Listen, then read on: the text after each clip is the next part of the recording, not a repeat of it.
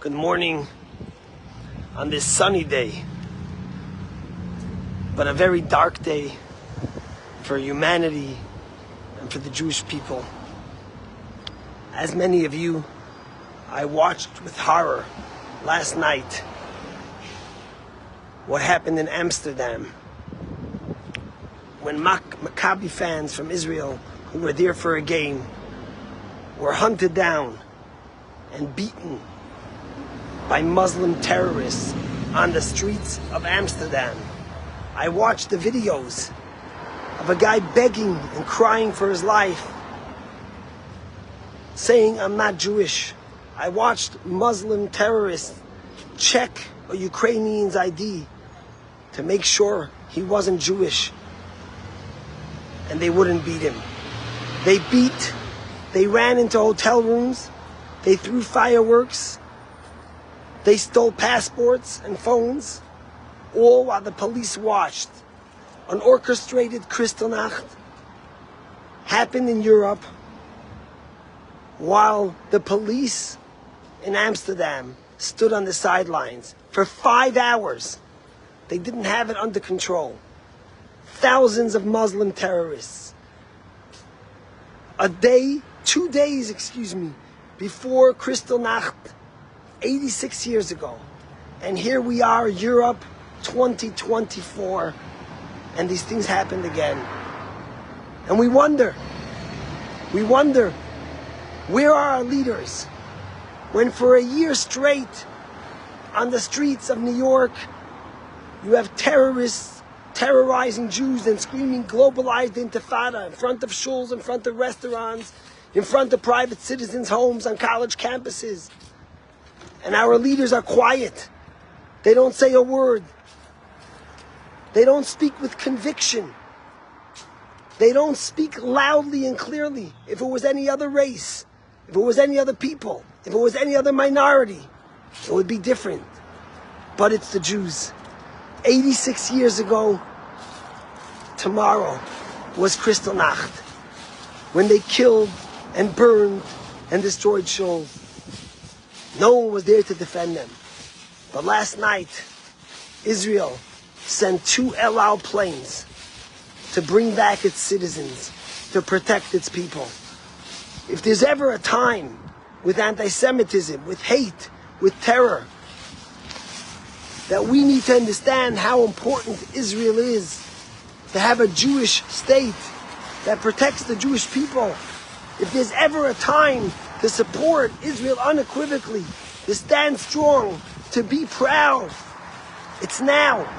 When we witnessed the horror of what went on in Amsterdam unchecked last night, when you look at the headlines of the New York Times, it took them 10 hours to put something up, and you need to scroll down to the bottom of the page. When you look at BBC, and you see them have these little news clips that some people said that the Israeli Maccabi fans were bothering Palestinians. They're excusing the pogrom.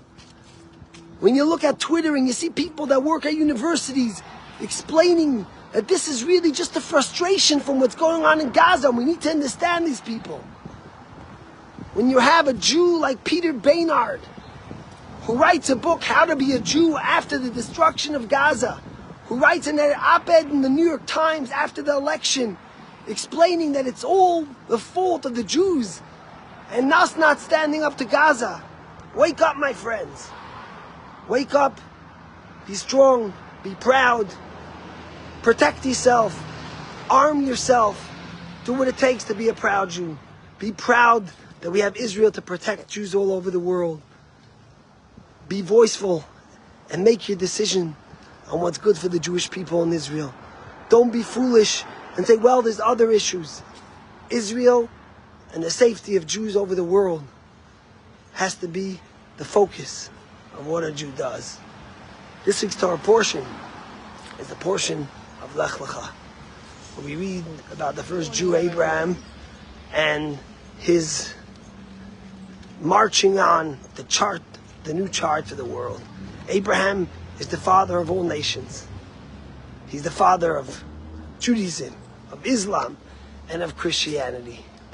But through the progeny of Isaac and the Jewish people, God promises him the land of Israel. And in this week's Torah portion, God says something in the most clear words. God says like this. He tells Abraham to go on a mission. He promises Abraham the land of Israel. He says, walk it to its breadth and to its width and see the land that I give you. But then God turns to Abraham and he says, Va'avarechecha mevarechecha. Those who bless you will be blessed.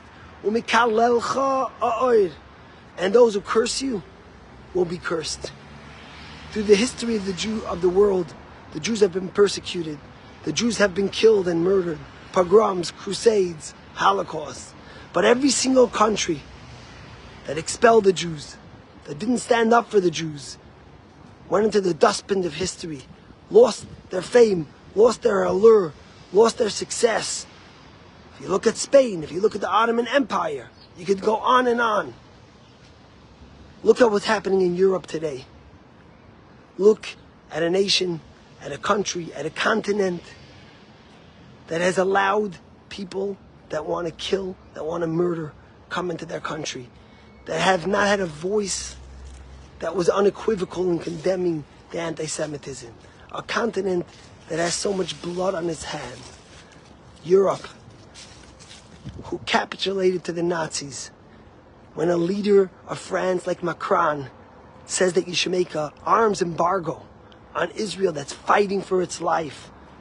When a person like Macron, who will never forget the Vichy government in France that literally collaborated with the Nazis. And when we see someone like Macron say that Israeli security companies can't come to a conference, he singles out Israelis. Do we wonder why we witnessed what happened last night in Amsterdam? I beg you and I plead with you two things before we go into Shabbos. Firstly, be confident, be strong. Remember the words of Hashem. Those that bless you will be blessed, but those that curse you will be cursed. But also, I plead with you to speak loud and clear. Be a proud Jew. Show your support for Israel and for Jews over the world. Don't be weak. Don't be a trembling Jew. We will overcome, and God's willing, our country, America, will wake up while it's still early. And the people we allow into our country, the values they have. And I'm hoping that this new administration will once and for all take a stance unequivocally against Globalize the Intafada, against the terrorizing the Jews on the streets of New York and on college campuses, and hold those officials that turn a blind eye accountable. Am Yisrael Chai, have a Shabbat Shalom. We will overcome, and we have the blessing of Eretz Yisrael to protect the Jewish people, and of course, Almighty God, who watches over all of us. Good